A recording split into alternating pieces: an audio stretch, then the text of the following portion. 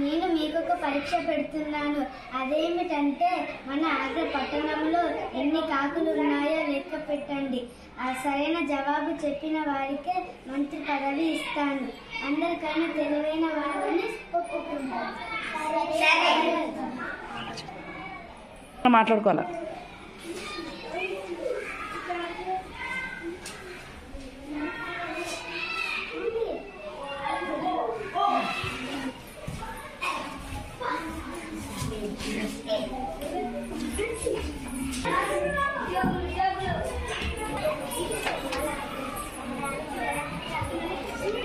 అందరూ ఇదే అవకాశం అనుకొని తాము బీర్బల్ కన్నా తెలివైన వాళ్ళమని నిరూపించుకోవచ్చని కాకులను లెక్క పెట్టేందుకు వెళ్ళారు.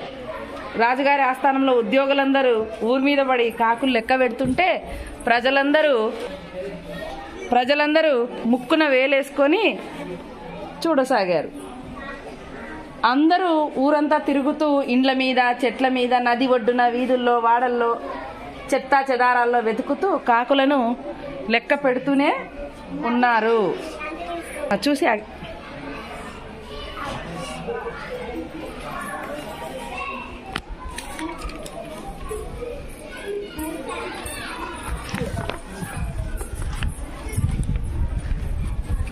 బీర్బల్ అయితే ఏమీ లెక్క పెట్టకుండా హాయిగా ఇంట్లో విశ్రాంతి తీసుకోసాగాడు.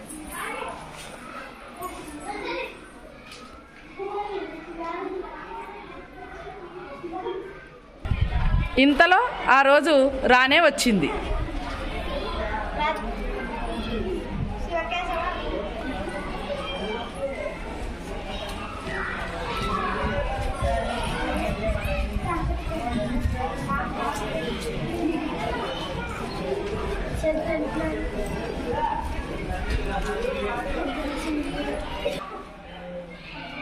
అందరూ రాజుగారి సభలో కూర్చున్నారు.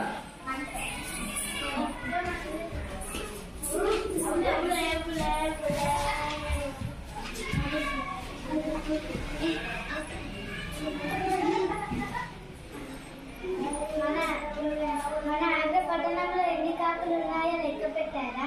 లెక్క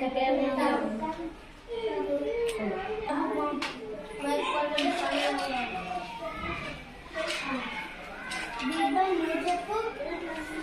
నేను లెక్క పెట్టినప్పుడు 6803 కాకులున్నాయి ప్రభు. నేనెంత కష్టపడి లెక్క పెడితే 8000 కన్నా ఎక్కువనే ఉన్నా.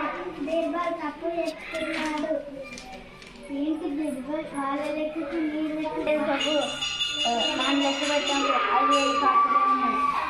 ఏంటి బీర్బల్? వాళ్ళ లెక్కకు నీ లెక్కకు సరిపోయింది.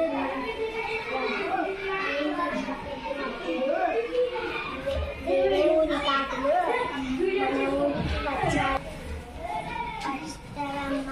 లెక్క పెట్టినప్పుడు మన ఊరి కాకులు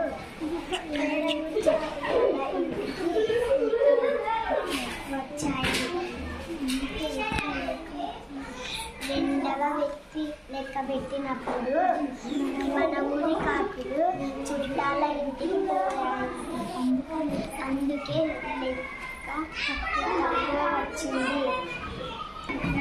బీర్బల్ సమయస్ఫూర్తికి అక్బర్ ఫక్కుమని నవ్వాడు. తమకంటే బీర్బల్కి తెలివితేటలు, సమయస్ఫూర్తి ఎక్కువ అని సభలోని వాళ్ళందరూ ఒప్పుకున్నారు.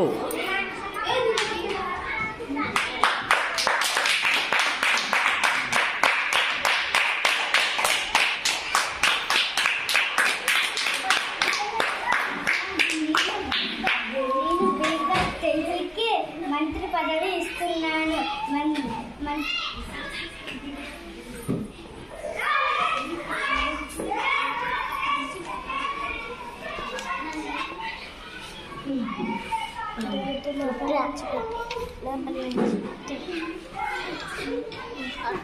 అట్లా లోపల నుంచి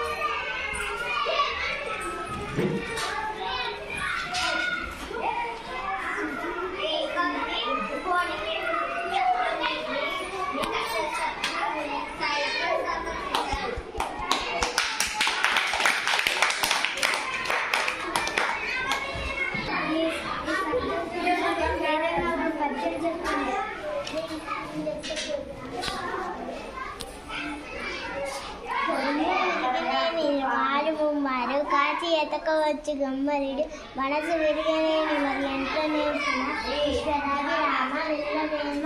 శబాష్. ఈ పద్యానికి అర్థం ఏంటో చెప్తారా మీలో ఎవరైనా?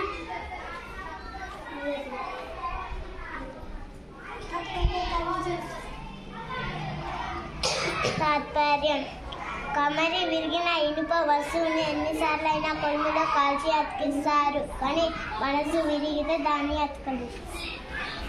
Very good.